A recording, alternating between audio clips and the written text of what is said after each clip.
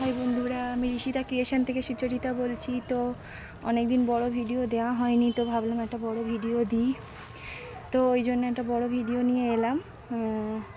তোমরা অনেকেই জানো যে আমি একটু ঠাকুর দেবতা পছন্দ করি বা ভালোবাসি, যাই হোক একটা হবে। তো ওই জন্য আমি ঠাকুর দেবতারও দিই, তো পাশে পাশে আমাদেরও আমার মেয়ের বা আমার ফটো ভিডিও দিতেই থাকি।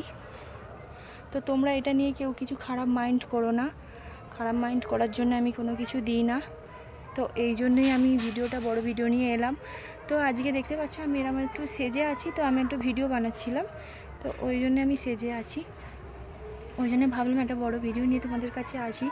যে তোমরা হয়তো ভাবতেই পারো অনেকে যে কেন তোমরা ঠাকুর দেবতার ভিডিও দাও, তার পাশে তোমার ভিডিও দাও। তো আমি ভালোবাসি বলেই শুধু মনে করি যে আমার ভিডিওটা কেন দেবো, তো আমার ভালো লাগে বলে তাই আমি ঠাকুর দেবতার ভিডিও পাশে দিই।